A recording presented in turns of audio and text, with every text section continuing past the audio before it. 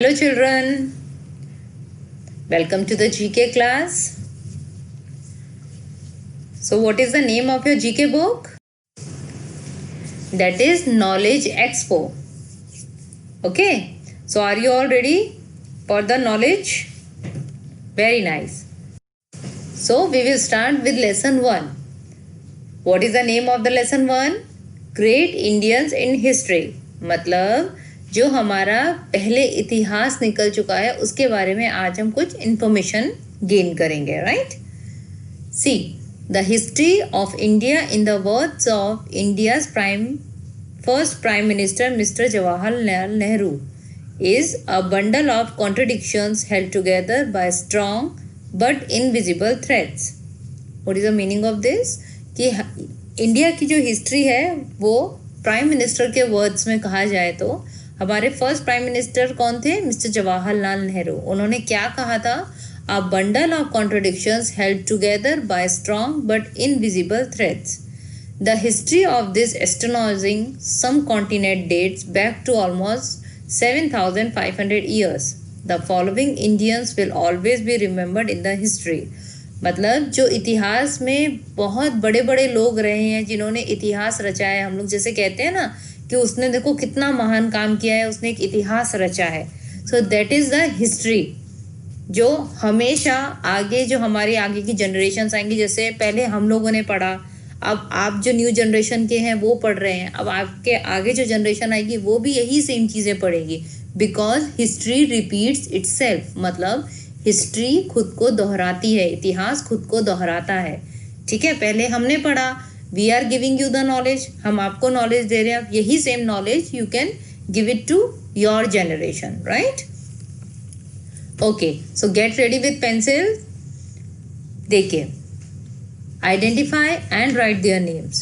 So the first one is, he was the teacher. What do we call the teacher?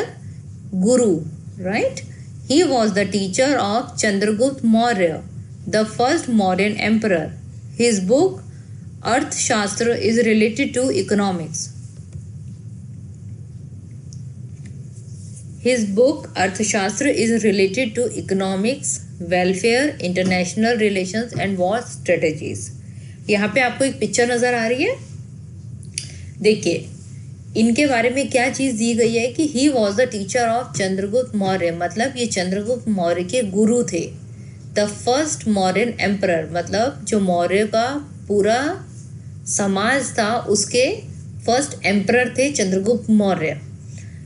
और इनकी जो book थी अर्थशास्त्र, वो इकोनॉमिक्स, जब आप पढ़ोगे, जब आप थोड़े आगे क्लासेस में जाओगे तब आप इकोनॉमिक्स पढ़ोगे. दैट इज़ कॉल्ड अर्थशास्त्र. उसको हिंदी में अर्थशास्त्र कहते हैं. जो इनकी बुक थी अर्थशास्त्र, वो किस चीज़ पे बेस्ड थी? इकोनॉमिक्स पे, वेलफेयर पे, international relations and war strategies. War strategies का मतलब युद्ध के बारे में जो स्ट्रेटजीज़ करी जाती थी.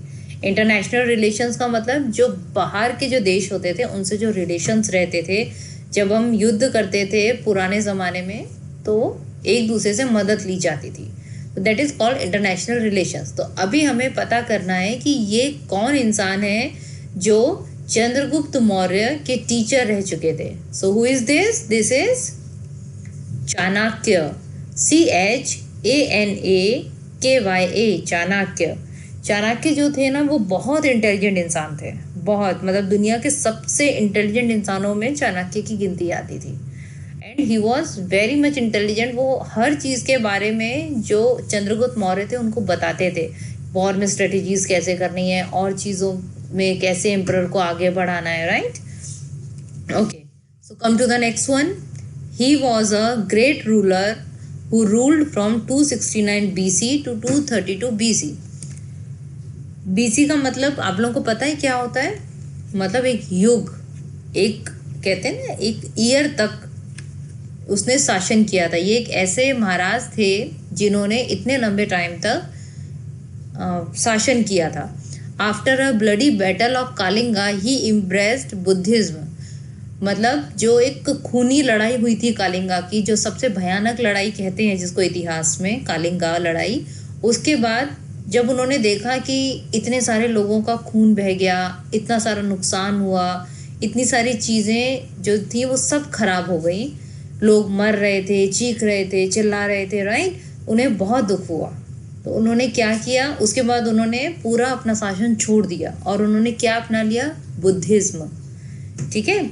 He became known for his philanthropies and adheres to the principles of non-violence, truth, love and tolerance। जब उन्होंने बुद्धिज्म अपना लिया था उसके बाद उनकी जो चीज़ें थी वो प्यार, ट्रुथ का मतलब क्या होता है, सच, और पेशेंस, ये सब चीज़ों के ऊपर उन्होंने बहुत सारा ज्ञान लोगों में बांटा था। इनका क्या नाम था, इनका नाम था अशोका। ये बहुत बड़े शासक थे, इन्होंने बहुत लंबे टाइम तक अपना शासनकाल रखा था। पर कालिंगा की लड़ाई के बाद उन्होंने कौन सा धर्म अपना लिया था, Buddhism. Ashoka, ASHOKA, Ashoka. Okay, the third one is he was a famous mathematician and astronomer. He was the founder of trigonometry. In astronomy, he made accurate explanation of lunar eclipses and the circumference of Earth. His works include Aryabhatiya and आर्य सिद्धांत। Okay, ये जो इंसान हैं जिनके बारे में अभी हम बात कर रहे हैं, ये एक बहुत फेमस मैथमेटिशियन थे और एस्ट्रोनॉमर थे। एस्ट्रोनॉमर का मतलब होता है जो एस्ट्रोनॉट्स होते हैं उनके बारे में। तो ये इनको टिग्नोमेट्री का फाउंडर भी कहा जाता है, मतलब इन्होंने ही टिग्नोमेट्री बनाई थी, जो आज आप लोग आके जाके क्लासेस में पढ़ेंगे 6-7 स्टैंडर्ड में। जब आप जाएंगे तो you are going to learn trigonometry. So who is the founder of trigonometry, this person. I will tell you the name. First I will explain you the meaning, then I will let you the know name of this person. Okay. Astronomy में इन्होंने एकदम accurate explanation दी थी lunar eclipses की। Lunar eclipse क्या होता है, चंद्र ग्रहण। Okay, जैसे अभी 5 जून को सोलर एक्लिप्स हुआ था, राइट। सोलर एक्लिप्स होता है सूर्य ग्रहण और लूनर एक्लिप्स होता है चंद्र ग्रहण। ठीक है। तो ये जो इंसान थे इन्होंने लूनर एक्लिप्स के बारे में एकदम एक्यूरेट एक्सप्लेनेशन दी थी कि वो कब होगा, किस टाइम पे होगा, कितना दिखेगा, आंशिक दिखेगा, पूरा दिखेगा, एकदम करेक्ट बताया था उन्होंने। ठीक है। And so what is the name of this person, Aryabhata. ARYABHATA, Aryabhata. Okay, so the fourth one is he was a king of Mewar, a region in northwestern India in the present day state of Rajasthan. He was the biggest enemy of the Mughal Empire. He fought the famous battle of Haldi Ghati against Akbar but was defeated. Okay, ये जो थे जिनके बारे में अभी हम बात कर रहे हैं, ये मेवाड़ के बहुत बड़े राजा थे। ठीक है। मेवाड़ अभी कहाँ पे आता है, राजस्थान के अंदर। और इनके सबसे बड़े दुश्मन कौन थे, मुगल।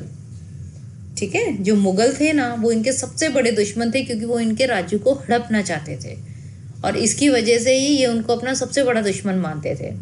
और इसी वजह से इनकी बहुत बड़ी लड़ाई हुई थी हल्दी घाटी में। और हल्दी घाटी में जो इनसे लड़ने के लिए आए थे उनका क्या नाम था, अकबर। ठीक है। पर उस लड़ाई में, हल्दी घाटी की लड़ाई में, ये उनसे हार गए थे। Okay, so what is the name of this person, Maharana Pratap. आज भी आप लोग जब राजस्थान घूमने जाओगे ना तो वहाँ हल्दी घाटी देखोगे तो आपको वहाँ पे सारी स्टोरी समझ में आएगी। वहाँ पे बहुत सारी जगहों पे ये स्टोरी लिखी गई है। So you will get to know कि कौन थे महाराणा प्रताप और किन किन से उनकी लड़ाई हुई थी। Okay, so the last one is he was the founder of the Maratha empire. His mother Jijabai was deeply religious. He won the battle of Pratapgarh and defeated the forces of Bijapur Sultanate in 1659.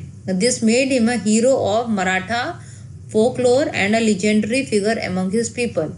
Okay, ये जो थे जिनके बारे में हम बात कर रहे हैं, ये मराठा एम्पायर के फाउंडर थे। मतलब इन्होंने ही मराठा जो सेना थी वो बनाई थी।